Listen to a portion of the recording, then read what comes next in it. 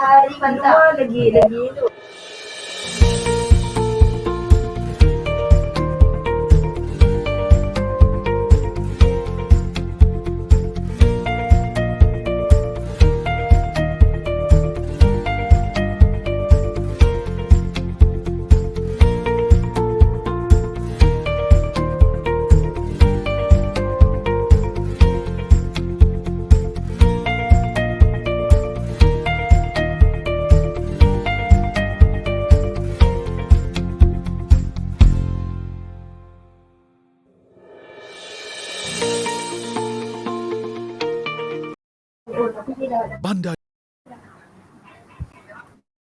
Banda Dato' On, a premier township by Johor Land Berhad.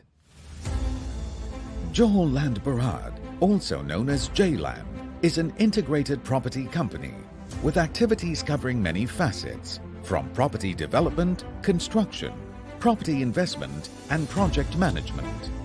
As a developmental arm of Johor Corporation, J-Land is committed to delivering exemplary projects that benefit not only the residents but the business community as well. Banda Dato' On is our premier township, developed with a goal to redefine urban living and refine lifestyles based on market needs. Our award-winning township is located right at the center of Iskandar, Malaysia, a mere 12 kilometers from Johor Bahru city center. Banda Dato' On is easily accessible via the North-South Highway and Eastern Dispersal Link. Measuring over 1,400 acres, Banda Dato' On was developed based on 19 exclusive neighborhood concepts, each carefully planned to bring out the finest aspects of community living.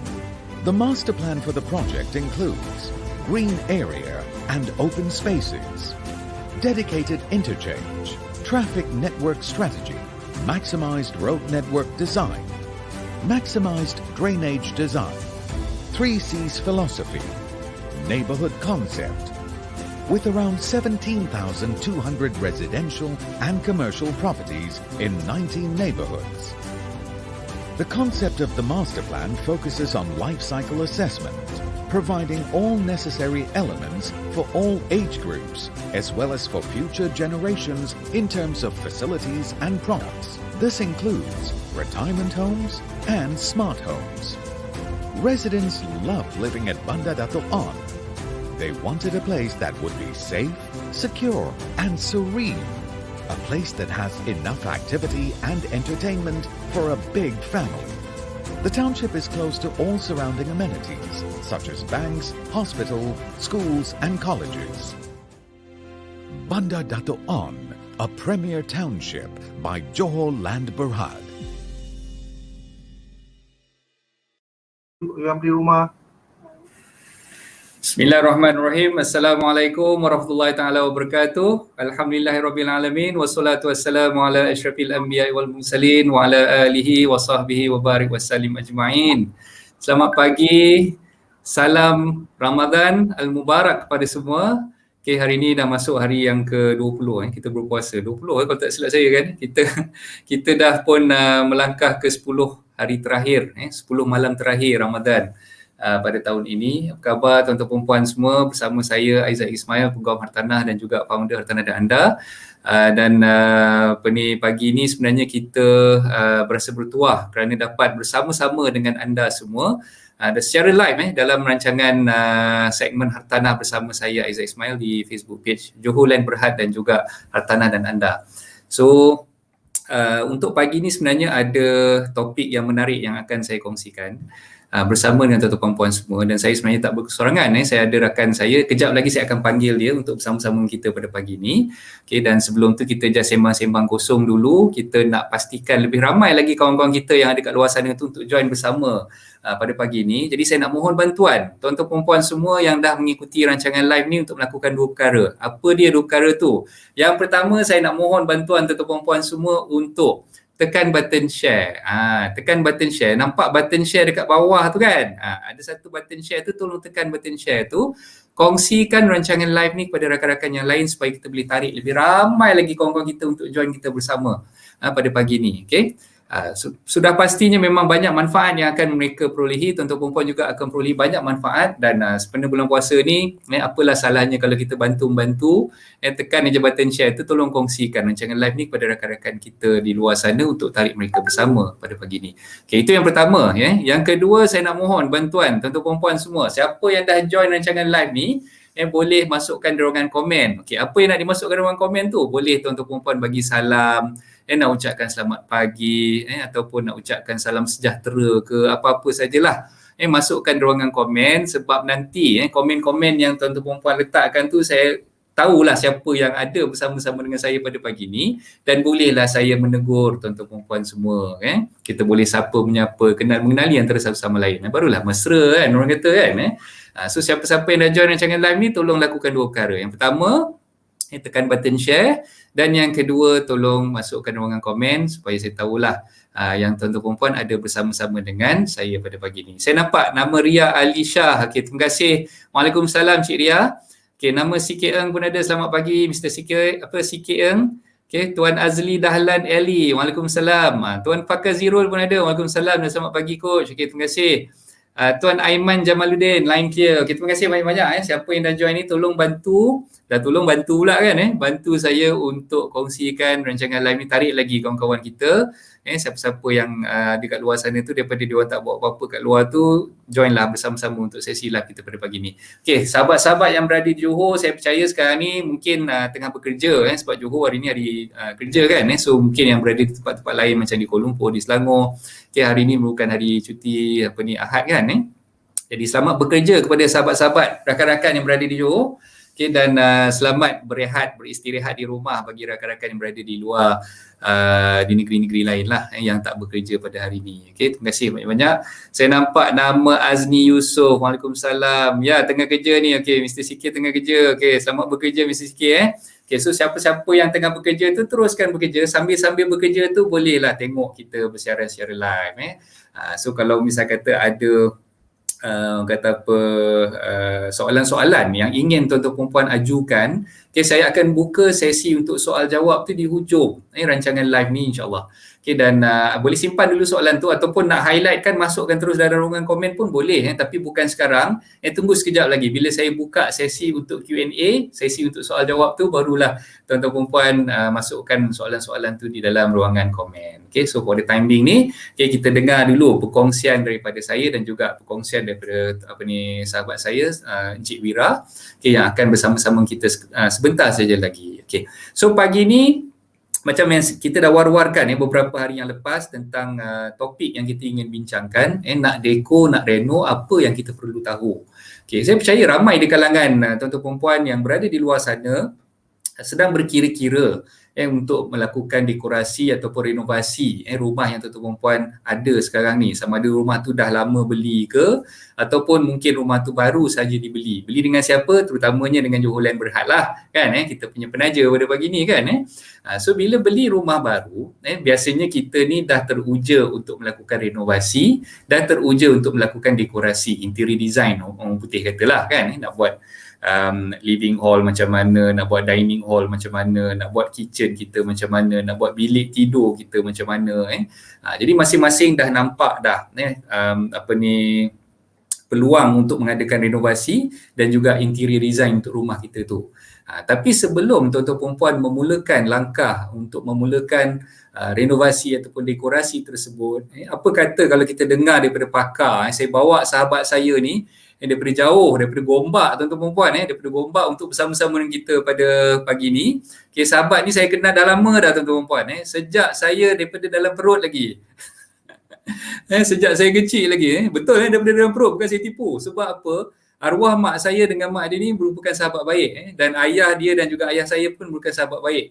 Kami pernah tinggal dalam taman perumahan yang sama. Kalau tuan-tuan perempuan berada di Johor Bahru tu, mungkin tuan-tuan perempuan pernah nampak ataupun pernah lalu kawasan ni, nama dia Taman Immigration di Jalan Tasik Utara. Di situlah kami dibesarkan daripada tahun 70-an. Saya lahir pada tahun 77, sahabat saya ni lahir pada tahun 76. Okay. So kami dibesarkan di Taman Immigration sejak tahun 70-an lagi, dan ketika tu kedua-dua ayah kami bertugas sebagai seorang pegawai immigration. Itu sejarah lama lah. So memang dah lama sangat saya bersahabat dengan dia, dan alhamdulillah setelah kami menamatkan pengajian, dia memilih bidang architecture dan saya memilih bidang guaman. Saya melanjutkan pelajaran dalam bidang undang-undang nak menjadi seorang peguam, dan beliau meminati bidang architecture, jadi dia pun join lah bidang architecture tu. Dan alhamdulillah kami dipertemukan sekali lagi beberapa tahun yang lepas. Ini setelah saya ingat berpuluh-puluh tahun jugalah tak jumpa dia, kami dipertemukan sekali lagi, barulah saya tahu bahawa saudara Wira Fashni, sahabat saya ni, merupakan seorang interior designer. So dia memang pakar dalam selok-belok nak buat interior design dan sebagainya. Jadi saya terpanggil untuk memanggil beliau untuk bersama-sama dengan kita pada pagi ni untuk membincangkan topik nak deko, nak reno, apa yang perlu kita tahu. Okey. Jadi untuk tidak membuangkan masa, saya nak menjemputlah sahabat saya, saudara Wira Fashni, untuk bersama-sama dengan kita pada pagi ni. Okey, itu dia. Assalamualaikum. Pakai baju pink lagi pagi ni. Okey. Assalamualaikum Wira. Waalaikumsalam warahmatullahi taala wabarakatuh. Ya, saya. Khabar? Baik, alhamdulillah. Sihat? Okey, alhamdulillah sihat Ya. Ada kat mana ni? Kat rumah ke? Di rumah. Oh, alhamdulillah. Okey. Lagi. Terima kasih banyak-banyak atas kesudian untuk bersama-sama dengan Johor Land Berhad lah untuk kita punya segmen Hartanah pada pagi ni. Sama-sama. Jadi untuk pagi ni sebenarnya kita nak sembang-sembang, sembang-sembang santai je sebenarnya. Hari Ahad macam ni kita tak payahlah nak pecah-pecah kepala nak bincangkan topik yang berat-berat. Kita sembang-sembang santai je sebenarnya kan. So saya percaya ramai di kalangan penonton-penonton yang tengah menonton rancangan live kita pada pagi ni ingin berkenal-kenalan dulu. Itu yang paling mustahak tu ni, yang nak berkenalan dulu dengan siapa nama Cik Wira Fashni ni. Jadi saya jemput Cik Wira untuk memperkenalkan diri terlebih dahulu. Silakan. Okey. Assalamualaikum warahmatullahi taala wabarakatuh kepada viewers, kepada Coach Isaac kan. Dan terima kasih juga pada Johor Land untuk sudi berjemput saya untuk kita berkongsi sedikit tentang ilmu-ilmu tentang dekorasi dan renovasi. Okey, basically saya graduate sebenarnya, asalnya graduate as a landscape architecture. Okay, landscape architecture on the masa tu tahun 1995. And then bekerja as a landscape architect lebih kurang 2 tahun.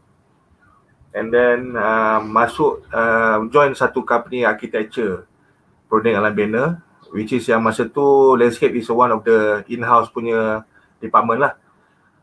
Dan dia punya major disiplin ke dalam tu adalah is architecture. So daripada situ saya berminat untuk mendekati tentang architecture punya kerja-kerja architecture lah. So from there saya move on untuk to be ID, berminat tentang ID, dan daripada situlah daripada tahun 2000 saya bermula dengan architecture dan interior. And then daripada tahun 2000 lah basically saya dah start membuat kerja-kerja renovasi, kerja-kerja interior, architectural parts, submission and everything lah, daripada tahun 2000 sehinggalah sekarang. And then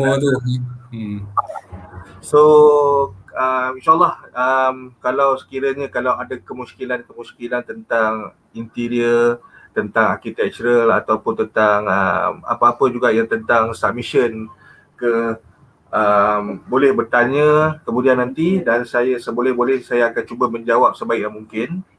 Okey, dan tentang dekorasi untuk dekat-dekat Aidilfitri ni kan, dan masing-masing pun tak boleh nak balik kampung beraya, kita berayalah dengan rumah kita yang sebaik yang mungkin. Kita boleh beli dekat mana-mana yang dekor shop yang ada di tempat-tempat kita. InsyaAllah saya akan cuba explain dengan terbaik lah. Ya Zaid. Okey, terima kasih banyak-banyak atas mukadimah daripada saudari Wira kita. Dan seperti mana yang tuan-tuan perempuan dah dengar tadi, dah berpengalaman lebih daripada 20 tahun. Tahun ni 2021 dia mula start jadi interior designer ni, tahun 2000 kan. So lebih kurang 21 tahun dah berpengalaman. Dan saya percaya apa yang ingin dikongsikan oleh saudari Wira pada pagi ini memang sangat-sangat bermanfaat untuk kita, terutamanya bagi mereka yang tak pasti lagi. Kadang-kadang bila kita nak buat renovasi ni, kita tak tahu hujung pangkal nak mula kat mana dulu kan. Jadi untuk memberi highlight ataupun nak mengingatkanlah kepada tuan-tuan perempuan semua. Jadi mungkin Cik Wira boleh kongsikan kepada kita macam mana caranya untuk kita start. Bila kita terdetik hati nak buat renovation, katalah rumah tu kita baru beli kan, kita baru beli, kita baru je dapat vacant possession, baru dapat kunci daripada pemaju katakan. So kita nak mulakan renovation dan juga mulakan decoration untuk rumah kita. Okay, so kat mana sebenarnya yang kita perlu look into, nak tengok apa dulu? So silakan Cik Wira. Okay, first kali bila kita dah VP and then kita dah start dapat kunci dah apa semua, first of all memanglah saya ni bila dah jumpa beramai-ramai owner-owner rumah, dia orang memang teruja lah, pasal teruja dengan rumah baru, teruja nak renovate, teruja nak masukkan produk-produk baru. Okay, yang tu kita cukup understand. And then but then untuk benda yang first kali yang kita nak kena tahu adalah tentang ruang kita sendiri dulu. Dan yang paling penting sekali adalah title rumah kita, ada strata ataupun tidak strata. Okay, and then satu lagi adalah tentang dengan PBT masing-masing lah. Maknanya adakah benda yang kita nak buat tu harus mendapatkan kerusakan daripada PBT ataupun tidak.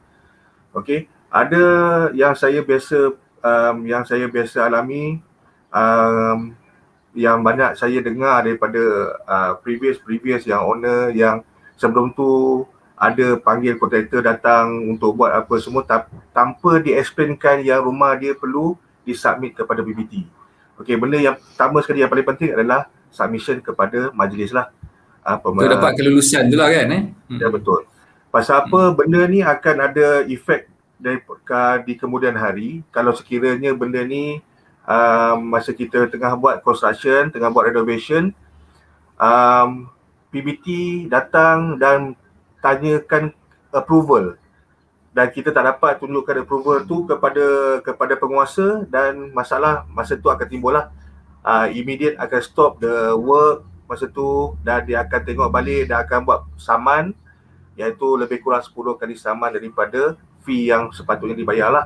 Jadi kita tak nak benda tu berlaku. Okay, so sebenarnya benda ni betul, dah kena saman dia viralkan pula, kata apalah PBT tak berhati perut lah, apalah, padahal salah dia kan. Ya betul. So benda-benda macam tu lah. Sekarang kadang-kadang benda ni kalau kita panggil dekat kontraktor saja yang datang untuk buat renovasi rumah kita, benda-benda macam ni kita harus tahu. Land owner ataupun house owner kena tahu yang sebenarnya benda ni adalah penting. Kerana kontraktor dia tak akan bercerita tentang pasal submission apa semua. Dia nak cuma nak tahu nak buat renovate rumah kita je. Dan dia akan skip that part, which is yang mana benda tu akan ada efek pada kita di kemudian hari, even pada masa awalan ni dengan PBT, dan masa besok akhiran masa kita nak jual rumah ke apa semua ada masalah. Mungkin Cik Isaac pun faham tentang kalau buat rumah yang tak ada approval apa semua nak jual, mungkin ada masalah di situ lah. Betul, betul. So maknanya benda tu is a first part yang mana perlu kena ambil tahu, which is yang mana kalau sekiranya benda tu kita ada buat is a major punya renovation, cuba bertanya. Kalau kita tidak ada hire siapa-siapa arkitek ataupun mana-mana, which is yang mana ada setengah-setengah PBT, house owner boleh berurusan terus dengan diorang, cuba bertanya dulu dengan PBT kawasan yang rumah yang dibeli itulah. Okay, maknanya apa yang harus dibuat, apa requirement yang perlu ada. Okay, so lepas dah tahu semua benda tu, dah comply everything from the PBT punya tu, barulah kita go for the next phase is the berurusan dengan interior designer ataupun siapa-siapa juga yang berurusan untuk rumah tu lah. Okay, the contractor itself ke macam mana. Okay, untuk part design, bila kita dah tahu semua benda, apa yang kita nak buat untuk kalau kita ada renovate rumah tu, tarik belakang ke, tarik depan ke, tambah tingkat ke, apa semua benda yang boleh dibuat tu follow the requirement from the PBT. So masa tu kita perlukan hikmat sekiranya untuk membuatkan space yang kita ada di rumah tu semakin luas. Maknanya useful untuk kita bila renovate, kita dah spend a lot of money, nak make sure the space tu is very useful lah. Jangan bila kita buat renovation, rumah kita tak menjadi seperti mana yang kita nak. Okay, jadi maknanya itu yang masa itulah sebenarnya consultant interior ataupun designer interior akan masuk untuk memberikan khidmat mereka untuk membuatkan rumah itu lebih selesa, lebih luas dan lebih praktikal. Okay, ya, kita faham sekarang ni memang ada rumah-rumah yang dijual, ada yang besar, ada yang kecil, tapi tak semestinya rumah yang kecil tak boleh menjadikan rumah tu selesa. Okay, dengan susun atur yang furniture yang betul, dengan pemilihan furniture yang betul, dengan color yang betul, insyaAllah rumah tu akan menjadi lebih selesa dan lebih praktikal untuk diduduki. Lebih kurang macam itulah. Maknanya, so basically macam Cik Aizat saya tadi, apa benda yang penting untuk bila kita dapat VP itu, yang paling penting sekali adalah check dengan PBT apa yang harus kita buat kalau sekiranya kita nak buat renovasi rumah. Dan selepas kita dah dapat semua clear dah mind kita apa benda yang kita nak buat, kita dah tahu dah apa sebenarnya kita nak buat dengan PBT, dengan submission, dan kita move to the next phase is dengan designer, ID, architect, ID designer ataupun ID dekorasi. Itu the dua benda yang paling penting lah bagi saya. Yes. Okay, so terima kasih atas kupasan tu. Jadi itulah macam even saya sendirilah sebagai seorang peguam banyak di kalangan ini saya nak cerita kes-kes yang melibatkan subsale di kalangan penjual dan juga pembeli rumah. Okay, kes subsale ni maknanya kes rumah second hand penjual yang dah duduk rumah tu mungkin dah beberapa tahun, duduk rumah yang dia nak jualkan tersebut, dia dah buat renovasi, dia dah extend depan, extend belakang, tarik dapur lah, macam-macam yang dia buat. Tapi bila mana dia nak jual rumah tersebut, rupa-rupanya extension ataupun renovation yang dia dah buat tu tidak mendapat kelulusan daripada majlis. So bila tak dapat kelulusan daripada majlis, masalahnya bila pembeli yang nak beli rumah dia tu, masa yang saya nak prepare SNP tu untuk jual subsale tu lah, pembeli tu nak beli rumah dia tu, pembeli tu tanya berkenaan dengan kelulusan daripada majlis, penjual ni kata saya tak pernah apply. Saya tak pernah apply kelulusan daripada majlis pun, dan sampai sekarang ni pun saya buat tak tahu je. Okay, isunya nanti adalah ada dua isu utama tuan-tuan puan perlu faham. Yang pertama sekali, bila kita nak jual rumah subsale ni sebenarnya, kita perlu dapatkan penilaian ataupun valuation report daripada valuer. Okay, so saya dah check dengan valuer. Kebanyakan valuer, terutamanya bila kita nak buat pinjaman dengan bank, kita kena buat valuation daripada valuer. Okay, kebanyakan valuer dia akan tengok, kena pastikan bahawa renovation yang dah dibuat, extend depan ke extend belakang ke, tarik dapur ke apa yang kita buat tu, perlu mendapat kelulusan daripada PBT untuk upliftkan dia punya nilaian rumah tersebut, market value rumah tersebut. Kalau misal kata kita buat extension tu tanpa mendapat kelulusan daripada majlis, kebarangkalian untuk valuation rumah tersebut nak dinaikkan tu agak sukar. Sebab valuer ni dia tengok risikonya adalah bila katalah kita buat extension tu tanpa ada kelulusan, risikonya adalah dia risau takut nanti bila PBT dapat tahu tentang renovation yang tidak mempunyai kelulusan ni tadi, PBT akan datang, dia akan satu saman. Okay, yang paling kita risau sekali dia arahkan untuk roboh. Jangan main-main PBT boleh mengeluarkan arahan untuk merobohkan sebarang structure yang tidak mendapat pengesahan ataupun mendapat kelulusan daripada PBT itu sendiri. Jadi valuer pula bila dia nak buat valuation report, dia nak nilaikan rumah tersebut lebih daripada nilai asal rumah seperti mana yang dia beli terdahulu, rumah yang basic tu. Dia tak boleh nak letakkan nilai yang lebih tinggi sebab dia punya extension ataupun dia punya what we call renovation yang dah dibuat tu tidak mendapat kelulusan daripada PBT. Itu yang pertama. Yang kedua, pembeli yang beli rumah ni pula, dia mungkin berhadapan dengan masalah yang sekiranya bila dia beli rumah tu nanti dah duduk rumah tu, tiba-tiba PBT datang, PBT keluarkan saman, yang kena saman bukannya orang lama, yang kena saman bukannya owner terdahulu, tapi yang kena saman tu dia, sebab dia yang baru beli rumah tu, dia yang dah duduk rumah tu. Jadi itu antara risiko yang ada lah. Jadi untuk mengelakkan daripada perkara-perkara tersebut daripada berlaku, macam mana yang disarankan oleh saudara Wira tadi, saya mengesyorkan kepada tuan-tuan rumah yang mana yang beli rumah yang nak buat renovation, terlebih dahulu kena check dengan PBT, kena dapatkan dulu dia punya step by step guide macam mana cara nak memohon kelulusan, nak submit pelan dan sebagainya. So itu semua kita boleh check sebab setiap PBT ni dia punya requirement dia berbeza. Mungkin kita pergi ke Majlis Bandaraya Johor Bahru, dia punya requirement dia macam ni. Kita pergi dekat Kulai, dia punya requirement dia macam ni pula. Kita pergi dekat Pasir Gudang, requirement dia macam ni pula. Kita pergi dekat Kajang, requirement dia macam ni pula. So setiap PBT tu berbeza dia punya requirement. Jadi kita kena pastikan bahawa setiap benda yang dia minta, setiap submission yang perlu kita hantar, kita kena comply dengan apa yang dah diarahkan lah. Jadi kalau tuan-tuan perempuan yang masih lagi dalam dilema yang tak tahu macam mana cara nak berurusan dengan pihak berkuasa tempatan, macam mana cara nak dapatkan kelulusan dan sebagainya, jadi orang-orang macam saudara Wira ni lah yang akan membantu tuan-tuan perempuan. Dia punya hikmat, dia punya konsultansi yang dia boleh bekalkan, yang dia boleh berikan kepada tuan-tuan perempuan semua untuk membantulah dari segi macam mana nak buat kelulusan punya submission dan sebagainya. Itu semua memang bidang tugas dia. Alright. So berbalik kepada apa yang kita dah bincangkan tadi, kepada persoalan apa yang perlu dibuat. Satu lagi benda yang saya rasa agak penting lah, agak mustahak untuk mereka yang nak buat renovation tu, dia mesti fikir tentang bajet.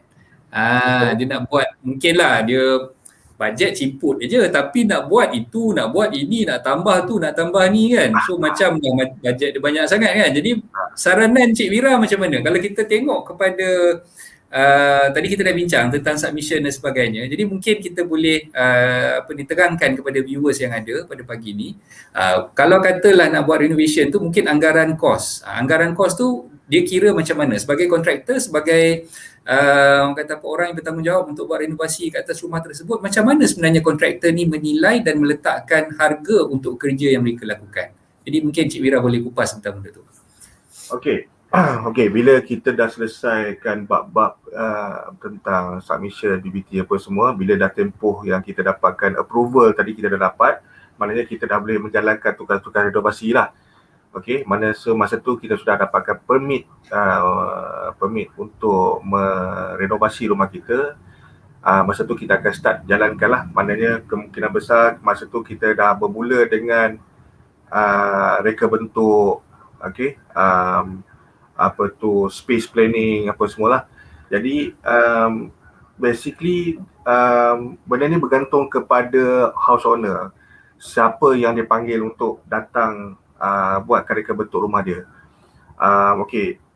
Dalam yang kita ada sekarang, yang kita dalam yang sekarang ni lah, masa sekarang yang selalu involve dalam renovation rumah ni adalah selalunya satu kontraktor. Memang selalunya bila house owner ni yang biasa-biasa ni, dia akan faham kena cari kontraktor. Kontraktor itu siapa?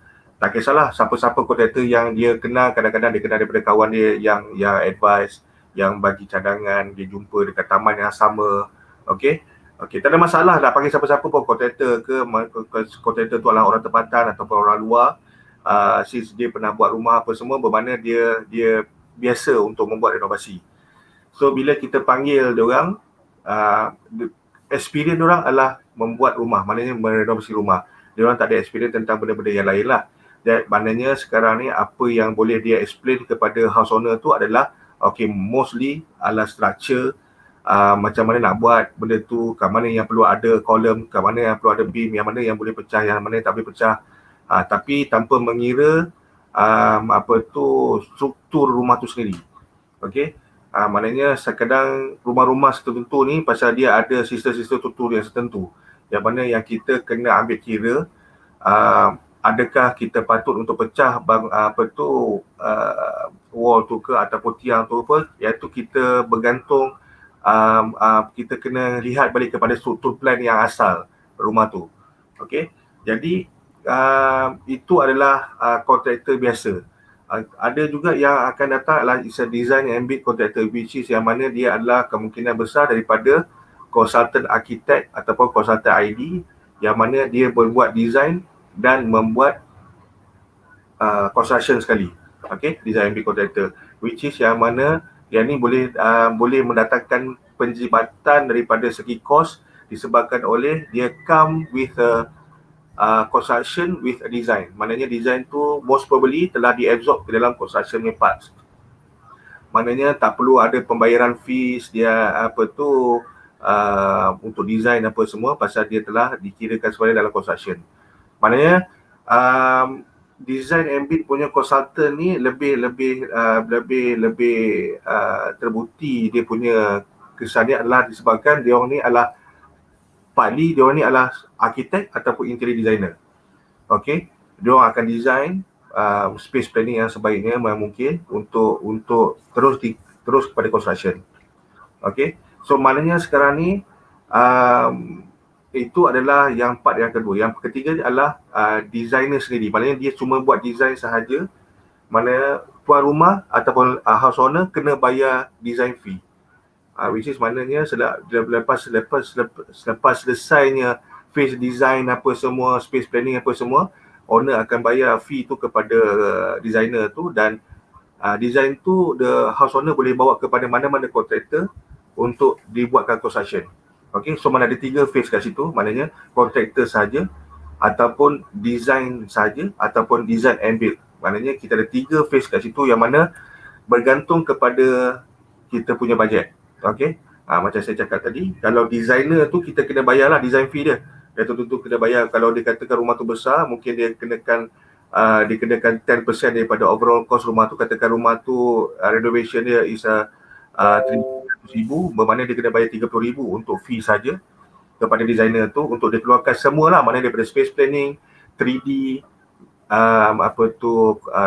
specs drawing, apa semua detail drawing, dan owner tu boleh bawa ke mana-mana saja, untuk ke mana-mana kontraktor untuk didapatkan quotation harga untuk renovasi rumah tu lah. Okay, dan yang kedua tadi adalah design and build. Maknanya dia dah design dan dia akan build sekali, kemungkinan kat situ ada penjibatan daripada segi cost of fee tadi, fee design tadi, which is yang mana dia, kalau kita dah ambil dia dan untuk konsep pun yang orang yang sama, kemungkinan besar fee tu boleh diabsorbkan di dalam construction part. Okay, so kat situ kita dah mungkin dah jimat a few thousand untuk fee tadi. Alright, and then kalau kontraktor saja, which is yang mana yang kita rely on, kemungkinan besar dia ni tak ada design flair, which is yang mana dia cuma more towards a structure. Dia tak ada design flair, dia boleh buat apa. Kadang-kadang kalau house owner minta macam tu, dia akan buat macam tu, which is yang mana kemungkinan besar is not practical untuk part kat situ. Okay, so that is a part ada contractor, design builds and designer saja. Okay, dan yang selebihnya tu macam daripada segi bajet. Bajet ni benda ni is very subjective. Maknanya kita sebenarnya sebagai house owner, kita kena determine yang apa sebenarnya apa yang kita nak buat. Alah, especially mana ada setengah-setengah orang tu more towards a concept. Dia nak buat modern contemporary, mungkin nak buat English contemporary ke macam mana. So benda-benda ni conceptual ni pun bermainkan peranan untuk kita punya budget. Okay, ada setengah-setengah tu kalau macam modern contemporary, which is very simple, mana which is akan go mananya budget tu adalah lebih efficient lah. Okay, so kalau kena pergi kepada English tropicals ke macam mana, dan kemungkinan budget tu akan lebih besar sikit. Okay, tapi benda tu pun termasuk kepada cara penggunaan material-material di dalam kita punya renovasi. Okey, untuk renovasi ni ada dua lah, maknanya dalam kita punya tajuk ni pun kita ada reno dan deco, which is yang mana renovation tu is more towards kepada structural part lah, and then deco tu more towards kepada interior part. Okey, renovation ni maknanya renovation ni is melibatkan pemecahan struktur bangunan lah, maknanya kita nak tambah belakang, nak tambah tepi, nak tambah depan, tambah bumbung, tambah tingkat, maknanya benda tu adalah bergantung kepada harga-harga semasa, harga raw material, harga semasa, seperti contoh simen, harga besi, harga pasir, benda tu adalah bergantung kepada harga-harga semasa. So benda tu very subjektif. Ada setengah tempat kontraktor-kontraktor boleh mendapatkan harga-harga yang berpatutan. Okey, benda ni kena selalu liaise dengan kontraktor untuk mendapatkan harga-harga yang terbaik lah. Sama juga dengan dekorasi untuk part interior. Interior ni pun ada berbanyak peringkat harga, yang mana ada setengah orang yang dia orang mempunyai bajet yang terhad untuk, tapi perlukan semua benda yang ada dalam rumah tu, macamnya wardrobe, kitchen cabinet, TV cabinet apa semua, dia nakkan benda-benda tu. Tapi ada setengah-setengah kontraktor ataupun setengah-setengah designer, dia akan cuba propose yang benda yang terbaik untuk mereka, maknanya material yang terbaik supaya benda tu everlast ataupun long lasting lah. Tapi masih ada lagi material-material yang yang lebih jimat dan boleh pakai, tapi mungkin long lasting tu tak selama yang seperti mana diproposkan yang sebelum ni lah. Sebagai contohnya macam ada setengah-setengah tempat, kalau kita pergi kepada carpentry works, maknanya built-in cabinet sebagai bentuk kitchen cabinet, wardrobe, apa semua. Kalau kita ni tak biasa, house owner yang tak biasa dengan material-material ni, selalunya carpenter ni dia ataupun kontraktor kayu ni, carpentry work ni, dia akan propose kita yang paling murah sekali adalah dipanggil melamine chipboard, which is benda tu is a very cheap. Chipboard tu is not pasal harga tu murah, pasal chipboard tu is a chipping board, maknanya kayu kompres, yang mana dia boleh dipakai, tapi tak sesuai digunakan di dalam dapur sebagai contoh. Pasal apa? Dia lebih mudah untuk kembang. Jadi maknanya kalau setakat nak pakai pada bilik untuk wardrobe ke apa semua, tak ada masalah. Pasal apa? Benda ni dan dia murah. Maknanya bila kita dapat, kalau kita tak tahu tu, bila dapat tengok murah. Tapi bila kita pergi kepada tempat lain, bila tanya tu harga mahal sikit, mungkin kemungkinan bukan dia tak pakai melamine chipboard. Dia gunakan as a blockboard dengan laminate work sebagai contoh, yang lebih tahan dan harga dia lebih mahal sikit. Maknanya kita tak boleh assume terus jadi mahal lah. Tak, because disebabkan kita kena tahu, bila kita dapat quotation, kita kena pastikan apa yang diorang bagi pada kita tu. Kalau kita nak kalau kita nak compare, make sure it's apple to apple lah. Maknanya kalau dia tu pakai chipboard, kita kena compare dengan orang yang lain pun pakai chipboard. So maknanya baru kita dapat tahu siapa yang mahal, siapa yang murah. Untuk kalau contoh dia tu pakai chipboard, lepas tu kita pergi compare dengan yang gunakan blockboard dan laminate, yang mana which is mana level tu lebih up lagi, lebih low, memang dia mahal lah. So kalau kita compare tu tak boleh lah. Even the design is the same, sama, tapi the material is berbeza. Maknanya cuba trykan compare. Maknanya sebelum tuan rumah ataupun house owner ni nak buat sesuatu carpentry work, pastikan at least tahu jenis kayu yang nak dia pakai. So dia ada level melamine chipboard, dia ada blockboard. Lepas tu material dia ada laminate, dia ada PU finish, dia ada spray paint finish, which is yang mana tu harga dia berbeza-beza. Maknanya kita kena masa tu kita kena tepuk dada, tanya selera. Kalau kita ada duit dan kita akan go for yang lebih berkualiti, maknanya harga dia akan lebih mahal. Kalau kita sekiranya kita cuma ada lepas-lepas beli rumah, dah bayar itu, dah bayar ini, apa semua, apa yang kita ada yang tinggal tu, still boleh buat lagi, tapi dengan menggunakan yang lebih murah. Dan bukan saya cakap benda tu tak berkualiti, tapi kita tahu dia masa tu lah interior designer ni akan advise kita kat mana barang ni boleh digunakan dan barang ni kat mana tak boleh digunakan. Yang tu kita kena make a choice lah. Okay, pasal apa? Yes, bila kita start nak masuk rumah baru, rumah kita kosong, kerja-kerja nak buat dekorasi ni adalah lebih mudah. Okay, pasal rumah tengah kosong masa tu. Jadi masa tu kita kena make the right choice untuk kita buat full furnish rumah kita tu dengan bajet yang betul, okay, dengan pemilihan material yang betul. Okay, nak katakan berapa bajet tu, benda tu is very subjective.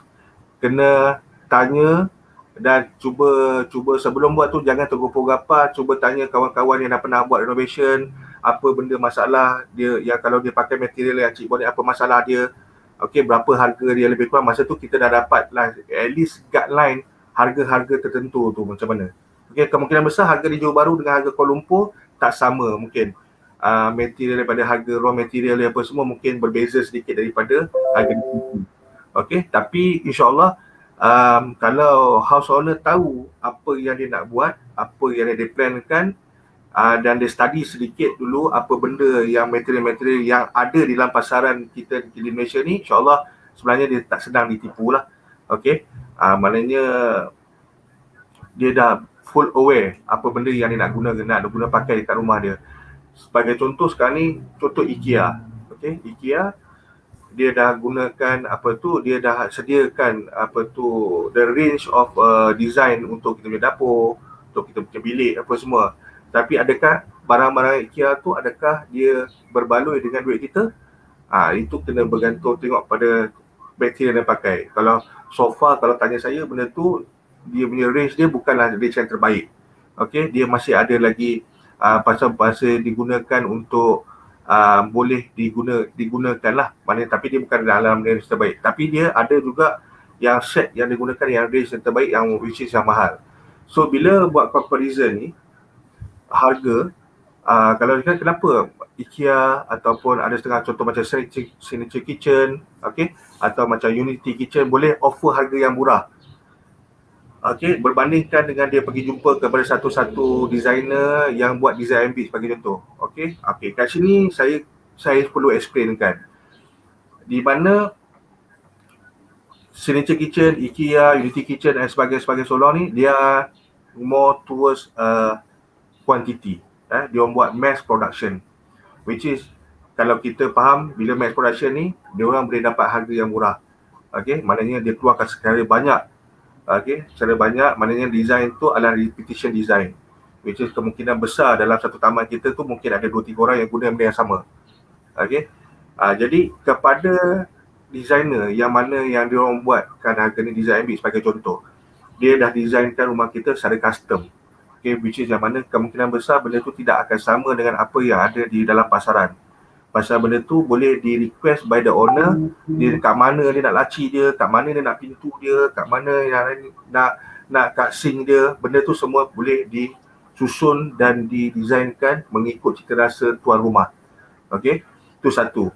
Lepas tu satu lagi adalah responsibility. Benarnya bila dia buat design tu apa semua, maknanya tanggungjawab designer tu adalah 100% ke atas barang tu. Maknanya dia bertanggungjawab sekiranya berlaku apa-apa kerosakan, mana kalau tidak kepatuhan design tu, maknanya ada problem kepada barang apa semua, dia akan mengambil tanggungjawab. Okey, kalau macam kita buat kat luar tu, bila misal kata kita buat kerja tu dengan contoh lah, sebagai contoh kalau kita ambil Signature Kitchen ataupun Unity Kitchen, bila dia habis design tu, bila dia habis installation barang-barang tu apa semua, maknanya dia akan bagi kat kita kat situ tempoh sebagai warranty, sebagai contoh 6 bulan sebagai contoh, ataupun 3 bulan kalau dia tak lama lah. So apa yang dia dapat selepas 3 bulan tu dah tak ada lagi dah untuk, maknanya kalau sekiranya berlaku apa-apa kita kena tanggung sendirilah, kita bayar. Tapi kalau sekiranya selalunya kalau kita buat dengan designer selalunya designer ni dia akan bagi selama at least 6 bulan. Dan lepas 6 bulan pun selalunya diorang ni masih lagi boleh melayan kita lah, tuan rumah. Kalau ada apa-apa problem ke apa, kita telefon masih lagi boleh datang tengokkan apa semualah.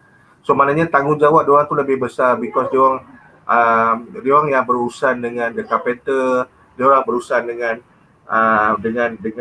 kontraktor subkon yang lain. Sebagai contoh, bila kita buat wet kitchen, mesti kena ada kontraktor yang membuat wiring sebagai contoh. So diorang ni kena live sama-sama buat supaya benda ni tidak ada masalah di kemudian hari. Kat mana wire nak keluar, kat mana wire lampu nak keluar, and then satu lagi kat mana pipe air nak discharge, pipe air nak masuk. So macam-macam lah. So maknanya harga tu selalunya slightly higher kalau kita minta daripada quotation tu daripada designer berbandingkan dengan kita dapat daripada tempat-tempat kedai-kedai perabot yang dah memang sedia ada, memang buat kerja-kerja carpentry works. Okay. So masa tu lah tuan rumah atau house owner kena pandai untuk memilih yang mana yang terbaik untuk diorang. Sebenarnya bila kita ada kemampuan, pilihlah yang ada designer, pasal apa dia akan advise kita benda yang terbaik untuk rumah kita. Space planning apa semua, practicality untuk satu-satu ruang, kat mana nak letak benda tu. Kalau kita nak ubah kedudukan satu-satu tempat tu apa semua, akan di-advise sebaik mungkin.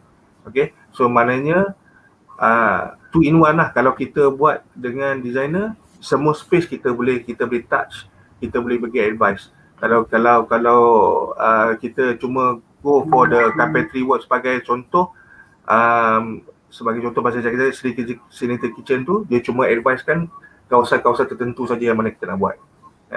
So basically macam tu lah. Maknanya the quotation wise, benda tu bergantung kepada kontraktor, kepada raw material, kepada material yang kita nak pakai, finishes yang kita nak pakai. Benda tu semua bergantung kepada benda-benda macam tu. Jadi maknanya it's very subjective untuk saya nak katakan berapa ringgit benda tu untuk kalau kita nak buat satu-satu rumah. Okay.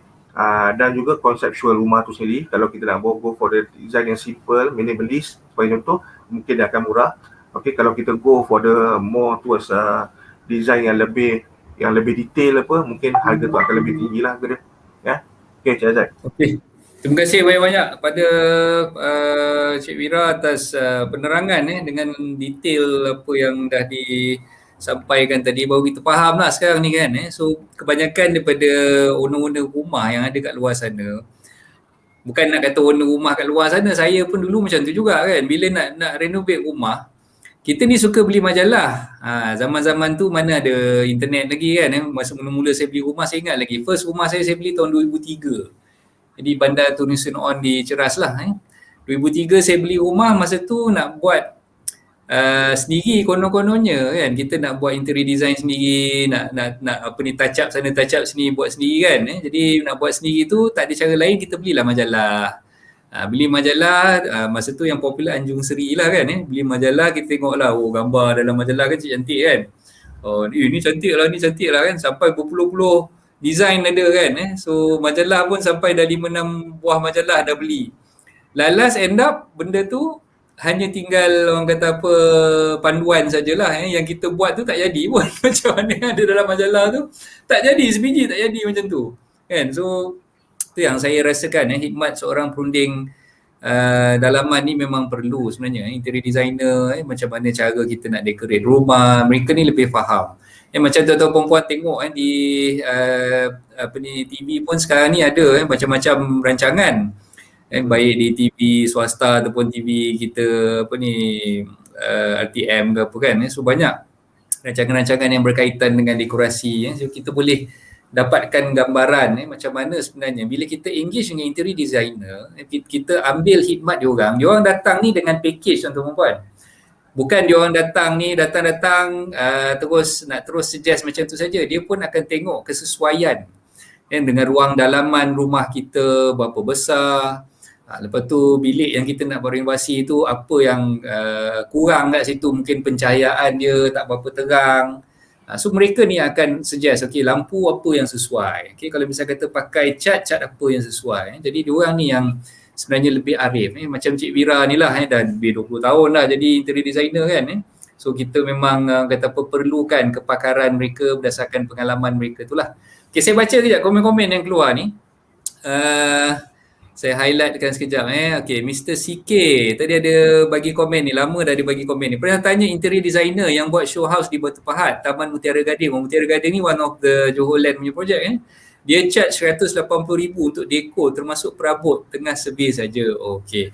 So 180,000 tu macam yang Cik Wira terangkan tadi lah, dia tengok material apa yang digunakan, mungkin bahan-bahan yang digunakan tu agak berkualiti, jadi dia gunakan bahan yang berkualiti tu harga pun mahal lah sikit kan. So ada Hazrin. Hazrin ni sahabat kita daripada Johor Bahru, Taman Immigration dulu. Terima kasih boy. Okey, Cik Faiz Fazli. Okey, alhamdulillah info dan ilmu yang bermanfaat. Terima kasih banyak-banyak. Puan Sharifah Zalina, cantik background, rumah semi-D di Bandar PG. Okey, terima kasih Gudang. Okey, terima kasih Puan Sharifah. Okey. Cik Faiz ada komen ni, masih yang tepat loan rumah pun baru lulus ni terbaik. Okay, so good luck Cik Faiz, jangan tergesa-gesa nak buat renovasi tu. Fikirkan yang bersesuaian. Kalau misal kata masih lagi dalam dilema nak guna design yang macam mana dan sebagainya tu, sebaik-baiknya Cik Faiz dapatkan khidmat perunding lah.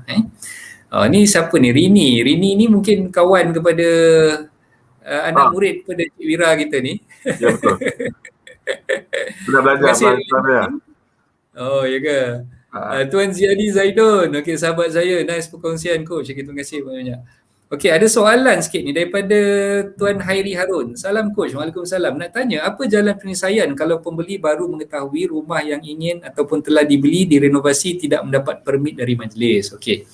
Macam inilah Cik Hairi perlu mendapatkan what we call kelulusan semula lah. Dia bukannya bila kita dah terbeli, isunya sekarang ni dah terbeli, dah sign dah pun SMP, vacant possession ataupun kunci rumah tu pun dah diserahkan kepada kita oleh penjual terdahulu. So kita dah pun masuk rumah tu, tiba-tiba baru kita dapat tahu rumah tu tidak mempunyai kelulusan daripada PBT. Dan yang jadi kacaunya bila PBT datang buat pemeriksaan, tiba-tiba tanpa usul periksa, kita tak tahu apa-apa ujung pangkal, PBT pun keluarkan saman kan. Sebab kita beli rumah tu pun kita tanpa selidik terlebih dahulu rumah tu dah ada kelulusan PBT ataupun tidak. Jadi saranan saya, jika berlaku macam ni, mungkin Cik Hairi boleh berbincang semula dengan penjual terdahulu, berbincang semula. Okey, beli rumah biasanya memang kita gunakan khidmat peguam. So kalau katalah Cik Hairi ada gunakan khidmat peguam ketika mendapatkan perjanjian jual beli dan sebagainya dengan penjual terdahulu, jadi minta bantuan daripada peguam tersebut untuk keluarkan surat ataupun notis kepada penjual untuk mendapatkan what we call kerjasama daripada penjual lah. Okay, jadi macam kes yang saya pernah alami terdahulu daripada ni, ada kes beberapa kes lah, bukan satu kes saja, yang penjual tu dah selesai dah, urusan jual beli tu dah selesai. Okay, so masa nak serahkan kunci, nak serahkan milikan kosong, ketika itulah baru dapat tahu bahawa rumah tersebut tidak ada kelulusan daripada PBT, renovasi yang dibuat external renovation lah. Agak major juga, dia tarik dapur, extend ke belakang tu agak besar. Dan datang pula Majlis Perbandaran kacau, dia minta kelulusan punya surat dan sebagainya, penjual tak dapat nak produce benda tu. Jadi apa yang saya buat, saya terpaksa tulis surat kepada owner rumah yang terdahulu, penjual tersebut, untuk dia memberikan kerjasama lah. Okay, dan setelah tu saya minta kedua-dua pihak untuk duduk berbincang. Dan alhamdulillah penyelesaian dah dicapai. Okay, jadi apa yang penjual tu telah honor lah, apa yang telah disetujui dalam perbincangan tersebut, dia sanggup mengeluarkan kos untuk membayar denda penalti yang dikenakan oleh pihak PBT. Okay, alhamdulillah lah bila berlaku macam tu. Okay, dan kalau boleh lah tuan-tuan perempuan yang mana yang nak beli rumah subsale khususnya, sebelum bertindak nak membeli rumah subsale tersebut, pastikan tuan-tuan perempuan cek dulu dengan penjual, pastikan yang rumah tersebut dah ada kelulusan daripada Majlis Perbandaran sebelum kita bertindak untuk membuat booking ataupun membayar deposit dan sebagainya lah. Jadi itu saranan saya. Jadi kalau macam dalam kes Cik Hairi ni, kalau dah terbeli, dah sign dah pun perjanjian jual beli, jadi berhubung balik dengan peguam, dapatkan peguam punya khidmat untuk tulis surat kepada penjual untuk minta dia memberikan kerjasama. Kalau katalah kita risau takut nanti disaman oleh PBT dan sebagainya, jadi itulah cara yang saya rasakan terbaik lah untuk Cik Hairi buat. Okay? Okay, bro, kita balik semula kepada topik yang kita dah bincangkan tadi. Okay, dalam urusan untuk melantik seorang interior designer, nak melantik kontraktor dan sebagainya. Jadi those yang nak mulakan, okay, maklumlah mungkin viewers yang ada kat sini baru je jinak adik-adik mungkin yang baru beli rumah yang tak ada pengalaman langsung So bila dia orang nak dapatkan sebut harga ataupun quotation kan so macam kebanyakan interior designer ataupun kontraktor yang ada di luar sana, adakah mereka mengenakan charges ataupun ada charge untuk keluarkan quotation tersebut ataupun nak minta diorang buat okey tolong buatkan satu design, boleh sketch tak dulu, so saya nak tengok dulu kalau sesuai baru saya ambil tuan, boleh tak tuan bagi quotation. So macam mana bro kalau dalam kes macam tu? Okey lah, bab ni selalunya akan jadi satu isu lah sebagainya. Pasal apa, bila satu-satu owner, bila first dia dapat kunci untuk nak buat design rumah lah sebagai contoh Okey, untuk pelantikan sebagai contoh, katakanlah ada yang kita ceritakan dulu yang genuine parts lah, which is yang mana kalau kita nak buat rumah renovation, kita kena pastikan yang kita melantik satu arkitek ataupun satu dipanggil apa, draftsman berdaftar, tu pelukis plan berdaftar dia panggil. Okey, untuk membuatkan kita punya kerja-kerja submission kepada PBT, which is yang mana selalunya mereka mengenakan charge lah. Benda ni okey, yang ni mungkin tak ada exception lah, maknanya tak ada, kita tak boleh lari yang benda ni, because benda ni kita kena perlu bayar khidmat mereka untuk membuat plan, renovation plan, submission plan kepada majlis sampailah mendapatkan approval, which is yang mana benda ni pun dia ada harga-harga yang tertentu yang perlu house owner untuk bayar. Kemungkinan besar kalau kita nak go for the lower punya rate, carilah pelukis plan berdaftar. Diorang ni rate diorang lah lebih murah. Okay. Dan kalau sekiranya kita go for the architect atau firms, architect firms, dan kemungkinan besar dia punya fee agak besar sikit lah, which is yang mana diorang ni akan buat submission kita sehinggalah kita mendapat CCC. Okay, maknanya daripada awal sampailah habis dan kita akan mendapat approval letter daripada majlis PBT. Okay, which is yang mana fee ni yang saya cakap tadi tak boleh elak. Kalau kita nak gunakan khidmat mereka untuk buat submission, diorang orang-orang macam ni kita kena bayar mengikut jadual fee diorang lah. Okay, bila kita dah buat submission dan kita dapat approval dan kita move to the next step, which is yang mana kita nak melantik pula the interior designer sebagai contoh. Okay. Macam Cik Aizat tadi cakap tanya, adakah kita boleh dulu buat sketch sikit lebih kurang, lepas tu kalau kalau kita setuju nanti baru kita lantik ke macam mana? Okey, benda ni sebenarnya memang banyak berlaku, even kita orang, kami pun banyak juga yang mengalami benda yang sama. Pasal kita faham ada setengah-setengah house owner tu dia orang cuba untuk dapatkan harga yang paling murah untuk desainkan rumah mereka. Mana pasal apa dia nak lebih tumpukan kepada construction parts, mana yang dia nak gunakan lebih duit dari mereka untuk kegunaan masa construction dan membeli barang-barang untuk ID. Okey, tapi jangan lupakan pasal apa, untuk merealisasikan design yang reka bentuk yang house owner tu nak, sebenarnya adalah datang daripada designer ni lah. Diorang yang akan membuatkan design you all tu, house owner tu akan menjadi lebih more practical, lebih cantik, lebih sebagai contoh adalah disebabkan oleh design mereka ni. Maknanya untuk mengeluarkan satu design tu sebenarnya mengambil masa untuk diorang fikir, untuk diorang nak brain out benda tu semua, untuk nak cuba sana cuba sini untuk mendapatkan design yang terbaik. Maknanya sebagai contoh, apa yang kita boleh cakapkan adalah tenaga mereka tu telah digunakan untuk membuat satu-satu design yang baik. Okey, maknanya kalau bertanya pada saya lah, kalau benda ni boleh tak buat sketch dulu apa semua tanpa tak nak bayar lagi ke apa semua, benda tu sebenarnya bagi saya benda ni tak perlu berlaku macam tu lah. Maknanya cuba menilaikan hasil kerja dia orang. Maknanya kalau misal kata kita nak tengok contoh ke apa semua, okey, go for Pinterest ke ataupun magazines ke apa semua, kat situ kita dapatkan idea macam mana yang kita nak. Because apa, bila kita dah panggil satu-satu, kita dah, walaupun kita tak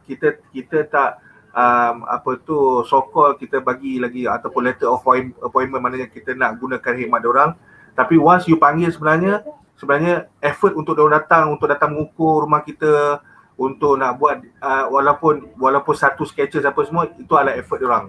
Mana which is yang mana kita perlu bayar lah. Itu pun bergantung kepada designer tu sendiri lah. Kalau dia kata tak apalah, dia buat make for free, then alhamdulillah lah, owner tu mendapat satu bonus lah kat situ kan. Tapi selalunya kalau untuk impress the house owner apa semua, untuk dia datang jumpa, selalunya dia tak charge lah. Even saya datang tengok rumah, kalau ada owner panggil apa, kami akan datang ukur tu, sebenarnya is not chargeable. Okay, untuk datang untuk berdiskusi dengan house owner, apa yang mereka nak, apa yang diorang cuba explain pada kita orang, ideas diorang. Okay, of course macam Cik Aizat cakap tadi, dulu semua pakai kena ada magazine, sekarang tak ada, sekarang semua dalam handphone, semua dah save all these images kan, daripada Pinterest lah, daripada Mr. Google lah, apa semua kan. Jadi benda tu kena ditunjuk, okay, dia dapur nak macam ni, okay, bilik nak macam ni, apa semua. At least the designer basically dah ada orang kata apa, benchmark ataupun guideline untuk dia start the design untuk rumah house owner tu lah. Jadinya selalunya at the first phase ni, selalunya macam kami, syarikat kami, kita orang tak kenakan apa-apa charge, okay, fee untuk datang. Tapi dalam masa perjumpaan yang pertama tu, kita akan beritahu lah, okey, kalau sekiranya tuan rumah tu kalau nak go dengan kita apa semua, kita akan keluarkan satu satu quotation dulu, quotation di mana yang akan menunjukkan the scale of fee untuk design rumah tu.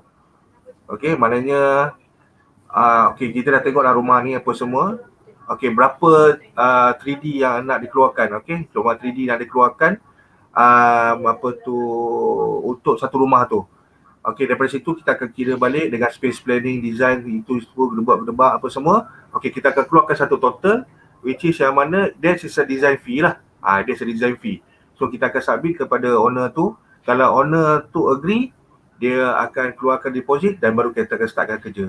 Kalau misal kata owner tu tak agree dan kita tak akan buat apa-apa kerja lah, maknanya itu polisi syarikat kita orang lah, kami.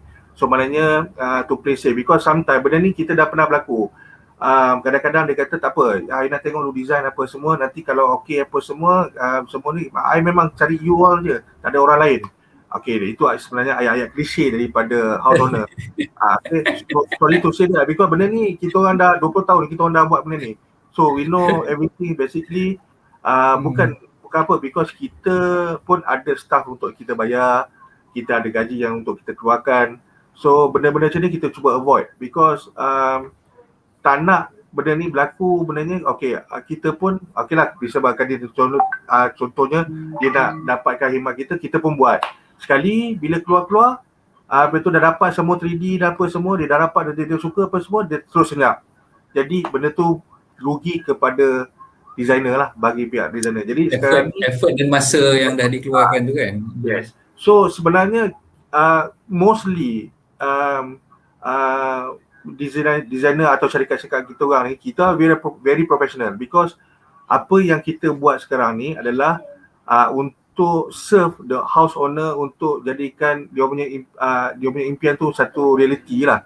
Jadi kalau you all bayar kita orang, okay, ataupun ada designer ke apa, kita akan buat kerja. Kita tak akan lari dengan duit you all tu, because kita orang ada company, kita ada syarikat, ada office apa, you all boleh datang ke office kita orang anytime untuk kalau kita tipu lah kan.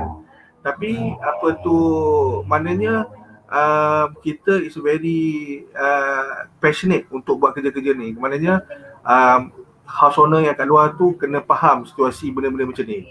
Maknanya kita akan buat sekiranya benda ni berbayar. Okey, tapi kalau untuk setakat datang tengok untuk bagi advice first time tu apa semua, selalunya kami tak ada charge apa-apa. Okey, tak tahulah kemungkinan ada setengah company tu untuk datang pun nak kena buat booking apa semua tu. Okeylah, mungkin ialah company-company dia more well known ke apa, mungkin macam tu lah. For us basically untuk please the owner for the first time untuk jumpa tu, kita akan jumpa, tak ada masalah. Boleh advice for the first time apa perlu buat, macam mana, ini nak buat macam mana, apa semua adalah free. And then bila kita balik, kita dah tahu dah the size of the house apa semua, kita akan buat the quotation for the fee, design fee tu, dan kita submit. Dan alhamdulillah selalunya apa yang kita buat tu jalan macam tu, lebih senang kita mencapai kesepakatan, okay, untuk owner dan untuk designer juga, kan.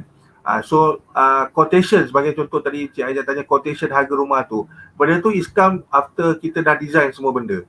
Bila maknanya kalau phase tadi sukses, maknanya kita dah start buat design apa semua, kita dah design, lepas tu kita dah present the material to the owner nak pakai macam mana, kita dah follow the budget. Pasal apa, bila once kita dah lock that phase, maknanya designer tu akan fully gunakan dia punya experience dia untuk advise the owner apa yang perlu dia buat menurut budget yang ada.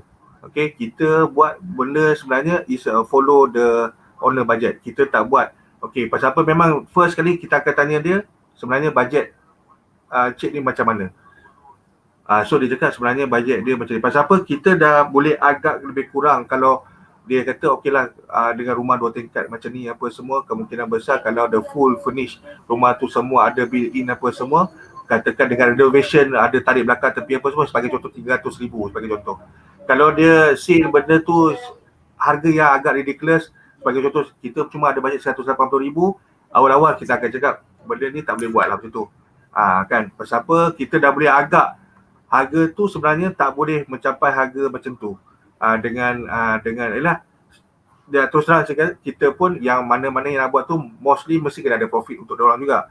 Okey, untuk dia buat, untuk profit company dia, untuk dia bayar gaji apa semua, which is yang mana benda tu kena ambil kira.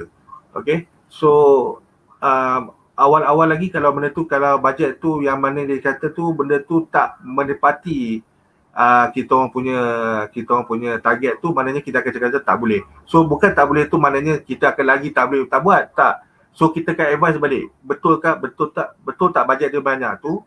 Kalau betul dia kata banyak tu, dah kita akan cuba balik advise balik kepada material ataupun penggunaan raw material yang boleh mencapai apa yang dia nak. Maknanya sebenarnya bukan isu bajet dia lah tadi. Bukan isu already, maknanya tak boleh buat, okeylah kita surrender, kita orang balik lah, tak. Maknanya kita advise balik. Okay, you nak macam ni, okay boleh. Macam saya cakap tadi, mungkin yang ni you tak boleh lah pakai spray paint, mungkin you kena pakai chipboard. Okay, the melamine. Okay, kat sini you tak boleh lah pakai batu merah, you kena pakai batu putih sebagai contoh. Okay, banyak benda. Pasal apa, the range of the material atau raw material tu sebenarnya ada je di market. Nak pakai yang mahal, nak pakai yang murah. Okay, macam kepala pipe sebagai contoh, ada je sampai satu kepala pipe sampai 600-700. So kalau dah tak boleh pakai, maknanya kalau bajet tu bukan situ, mungkinlah kita pakai yang 100 ataupun yang RM120 kan. So maknanya benda tu top of the overall, besok tu kemungkinan besar kita boleh achieve dah harga bajet yang dia nak tu. Lebih kurang macam tu. Okay, so maknanya yang paling penting cuba hargai designer tu punya effort untuk buat kerja, which is kalau maknanya bila sebelum kita atau kita panggil datang apa semua, pastikan yang sebenarnya adakah kita nak pakai diorang ataupun just untuk panggil untuk dapatkan advice. Okey, ada setengah-setengah saya tahu, setengah-setengah house owner ni kadang-kadang panggil sampai 3-4 sekali kontraktor datang, 3-4 designer untuk compare the quotation. Itu tak salah sebenarnya. Okay, itu hak house owner untuk select which is yang mana yang harga yang boleh meet dengan harga dia orang. Itu kita faham. Okay, tapi basically apa yang kita orang bagi tahu ni adalah experience yang kita orang sendiri yang kita berlaku selama 20 tahun yang kita ada ni. That's why yang saya cakap apa juga yang kita akan buat, macam kami akan buat, kami akan jumpa first round tu face to face dekat, selalunya kita akan jumpa dekat rumah lah, rumah yang dia beli tu kan. Dan kita advise serba sedikit dan kita dah tahu apa yang dia keinginan atau konsep yang dia nak tu dengan gambar-gambar yang dia bagi, yang dia share kepada kita dalam WhatsApp ke apa. Dan balik kita akan buat the fee, scale of fee untuk design, which yang mana dalam tu kita bagi tahu dah kita nak buat apa semua, design space untuk 2 tingkat atau rumah tu tingkat-tingkat ke, 3D ada berapa banyak, ada 10 ke 11, 12 3D ada, okay, with a detailed drawing apa semua.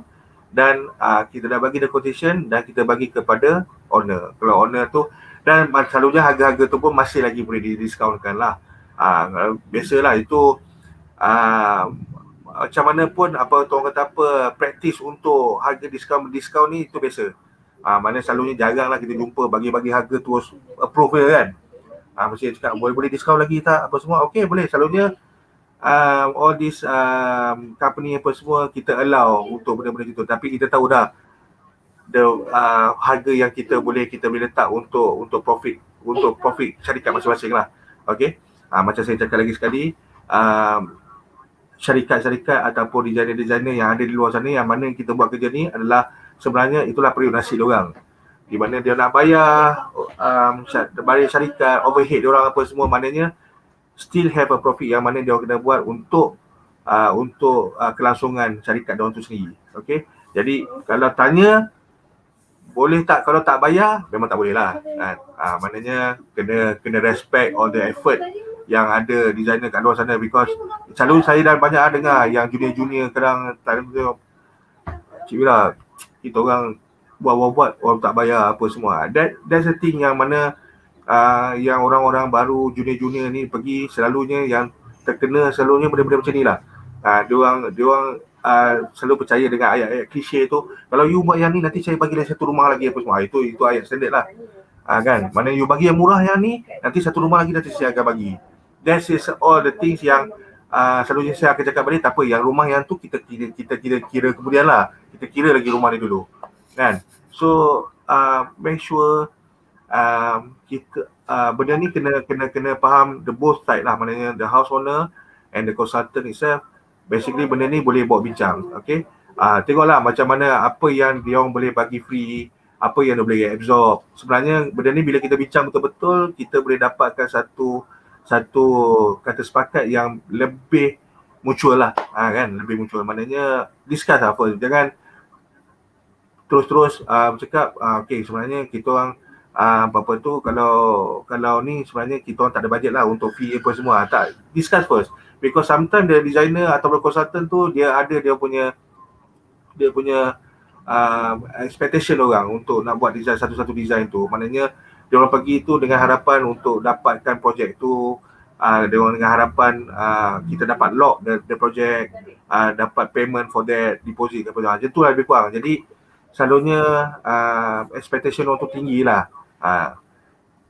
So macam tu lah, maknanya house owner tolonglah, maknanya berikan kepercayaan kepada designer you all tu. Kalau you dah lantik dia, maknanya percaya sepenuhnya kepada diorang yang diorang ni akan lakukan benda yang terbaik. Yelah, kita pun pernah dengar yang ada benda-benda yang berlaku yang the sideways apa semua tu lah, tapi itu adalah benda yang paling kecil lah kan. So that's the things lah. Okay, terima kasih banyak-banyak. Okay, saya rasa ramai yang sebenarnya nak tengok apa design-design yang mungkin Cik Wira dah pernah buat sebelum ni. Okay, sebelum tu saya masukkan dekat ticker bawah ni. Okay, nampak cara nak hubungi Encik Wira kita ni melalui WhatsApp, nombor 012-267-9850, ataupun boleh email ke studio2graphic@gmail.com, ataupun nak tengok Facebook Encik Wira ni Studio2Graphic, dan Instagram Studio2Graphic. Jadi ini antara cara macam mana tuan-tuan perempuan boleh berhubung dengan Encik Wira. Okay, dan saya dah buka share screen sekejap. Okay, Cik Wira ada nak kongsikan kepada kita. Ini di IG IG. Yes. Instagram. Okay. So mungkin Cik Wira boleh terangkanlah kepada viewers yang ada berkenaan dengan IG Cik Wira ni. Okay, kejap ya. Alright, basically okay. Ini dalam IG ni adalah antara kerja-kerja yang yang pernah kami buat lah. Ada macam sebagai contoh apa yang kita buat nanti saya akan pilihkan. Macam ni adalah benda ni adalah macam ni sebagai contoh yang ni ini adalah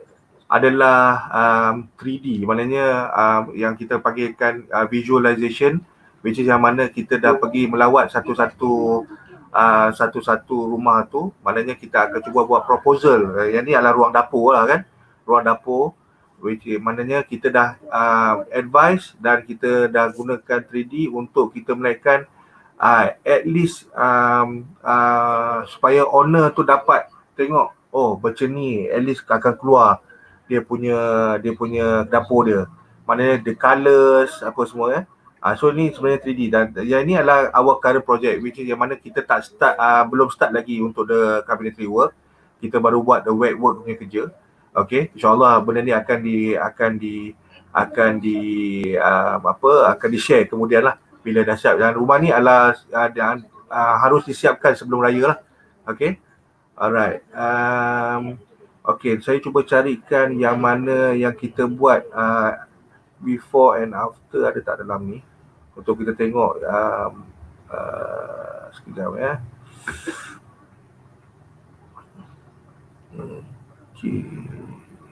ada tak dekat sini? Dalam ni tak ada yang before and after tak apalah, yang ni saya akan tunjuk contoh yang benda-benda yang saya macam ni sebagai contoh.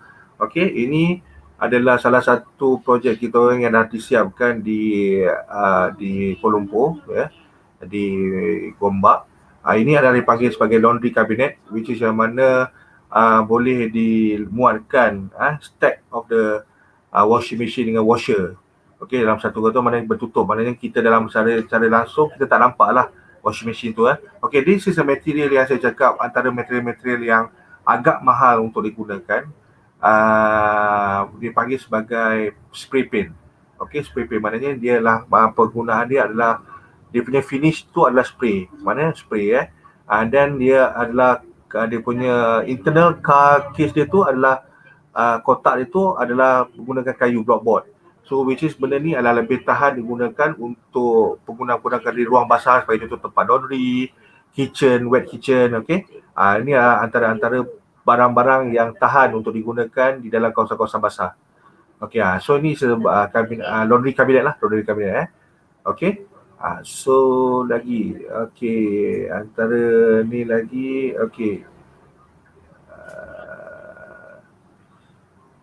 ini adalah satu lagi. Ini adalah proposal juga, ini saya saja ditunjukkan adalah ruang bilik air untuk orang OKU. So maknanya kita ada design juga benda-benda macam ni untuk orang OKU, maknanya kita gunakan spek-spek yang sebetulnya untuk orang-orang yang kelainan upaya ni lah. Ini adalah 3D juga, maknanya kita propose untuk ruang bilik mandi untuk orang OKU ni. So kita boleh dapat tengok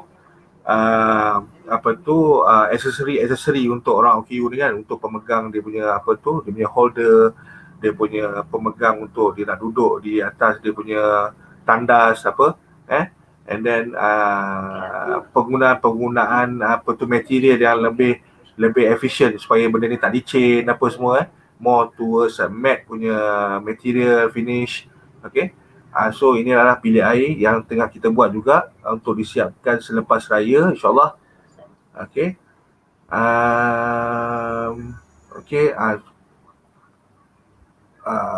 Yang lain-lain tu basically lah kebanyakan viewers kalau dapat pergi ke IG ni boleh tengok. Ini adalah ni lebih kurang yang kita dah buat. Bila tengok gambar belah kiri dengan belah kanan ni kan, is before and after. This is renovation dengan ID lah, maknanya kita buat the full house. Rumah ni 3 tingkat.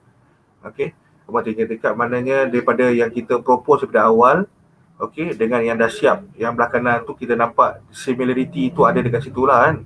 Maknanya which is apa yang kita cuba proposekan kat situ, kita cuba realisasikan dekat site.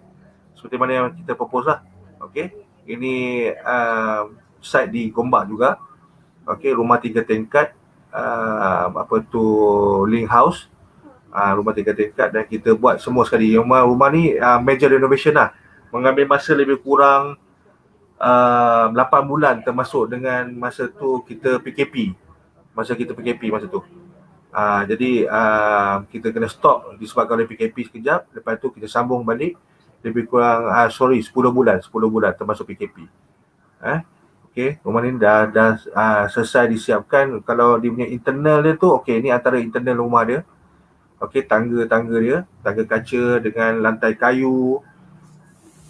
Okey, Kalau tak keberatan boleh share bro, berapa kos dia bro?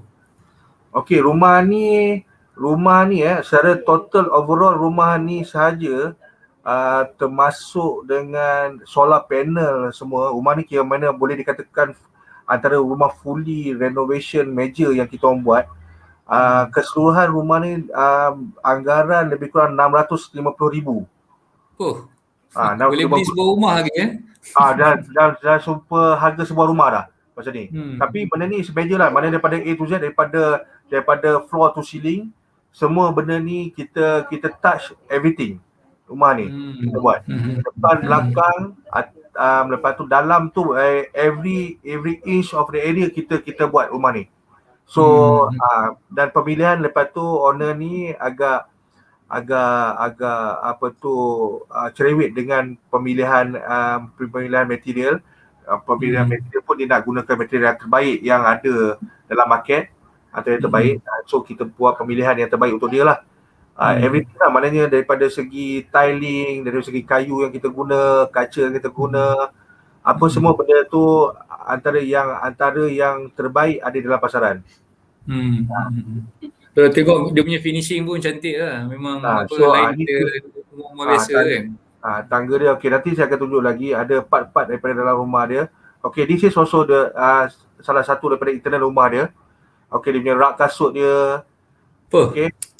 Dia punya wardrobe dia apa semua. Okey. Wardrobe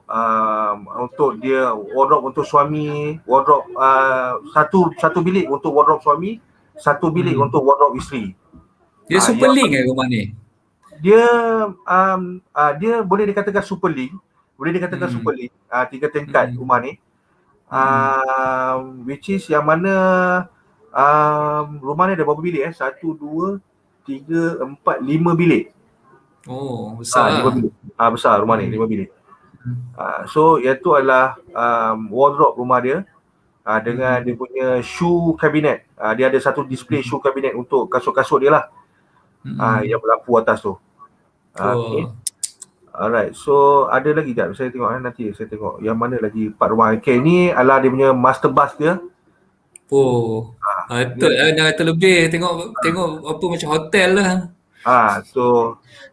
So ni dia punya owner masih muda lagi. Muda lagi, so passionate dia untuk dia siapkan rumah ni. Memang dia nak satu rumah yang memang dia nak rumah dia memang masa tu dia kata wow lah, dia nak rumah dia wow. Betul lah. So kita tak apalah, kita akan wowkan lah rumah dia kan. So okay, ini apa lagi kita tengok. Okay, ini adalah meja makan dia. Meja makan, kursi makan dia, meja makan. So macam pemilihan furniture apa semua ni, adakah designer yang pilih ataupun dia pilih sendiri? Okey, benda ni macam pemilihan color, pemilihan perabot, kita selalunya kita akan advise. Macam rumah ni, semua yang dia nak beli, even sofa, meja makan, dia akan even dia pergi sourcing dia sendiri, lepas tu dia akan ambil gambar, dia akan hantar pada kita. Okey, dia cakap yang mana, dia suruh kita choose yang mana yang sesuai untuk rumah dia. Jadi kita choose lah. Maknanya kita akan pilih, okey, yang ni okey. Yang ni okey, yang ni tak okey. So dia lepas tu maknanya dia akan pilih daripada apa yang kita dah advise. So ada setengah tu pula dia bawa kita sekali pergi kedai tu untuk kita select balik sofa-sofa dia macam mana color, macam mana apa semua, dan kita akan follow lah. dengan dia pergi ke kedai tu. Macam tu lah lebih kurang. Ini pun sebenarnya ini sebenarnya laundry dia lah. Ni laundry dia. Dia bagi laundry dia, bilik laundry dia. Okey. Ada lagi ya. Okey. Pasal ini jap ini adalah dia punya masa kita nak buat dia punya lantai dia.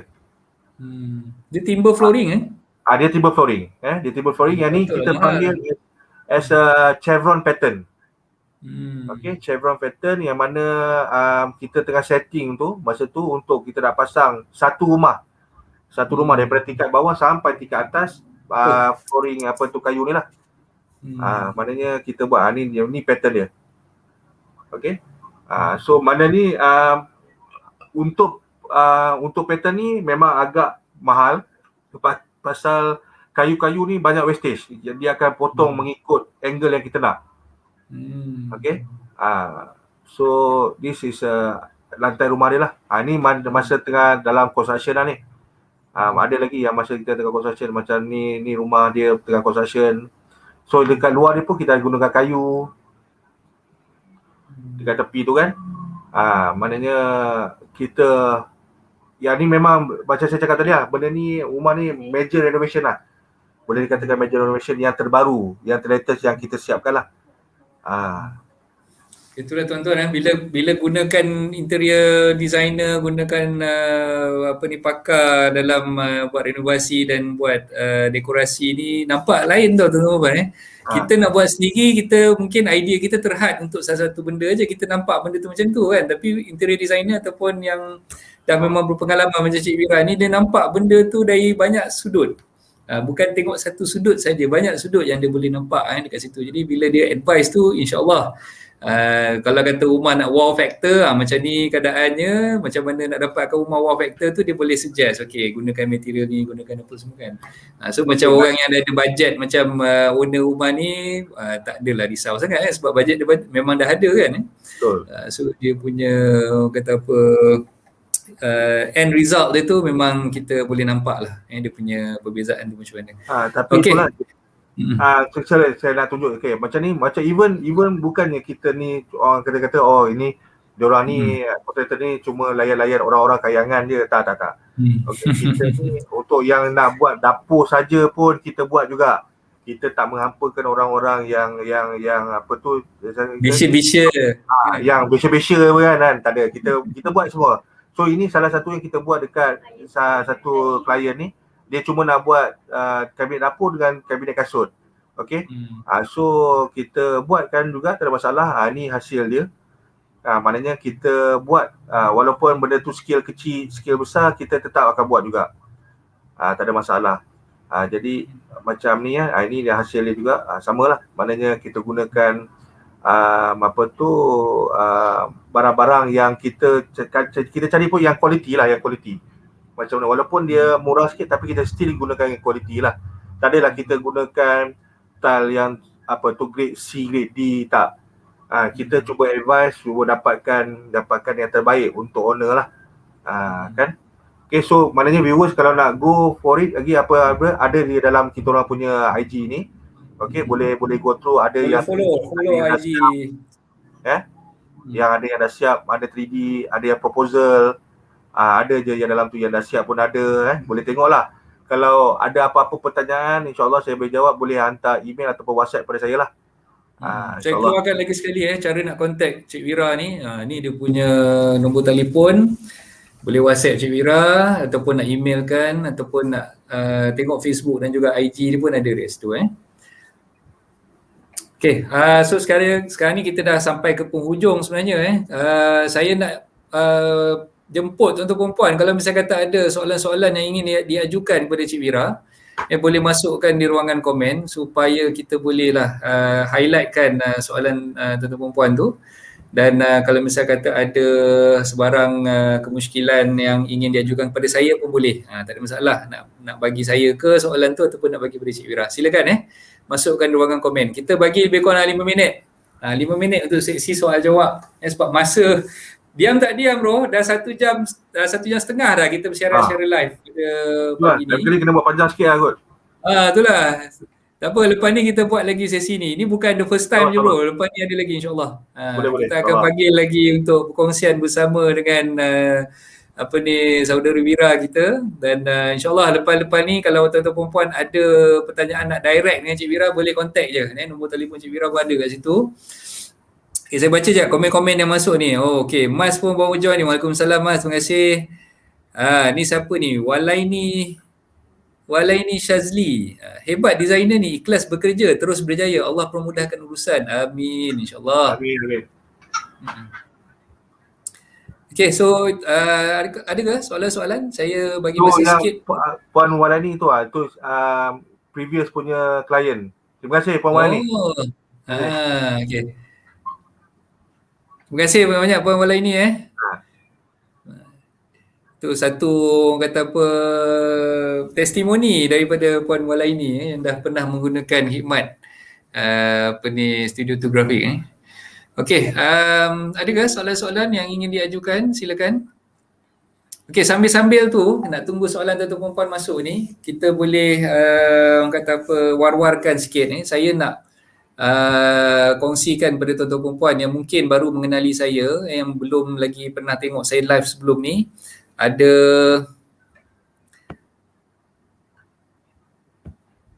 okey, yang kat bawah ni kalau tuan-tuan perempuan tengok kat ticker yang saya dah sharekan kat bawah sekali tu, saya ada kongsikan e-book tips mudah jual beli hartanah yang saya dah tulis sejak tahun lepas lagi.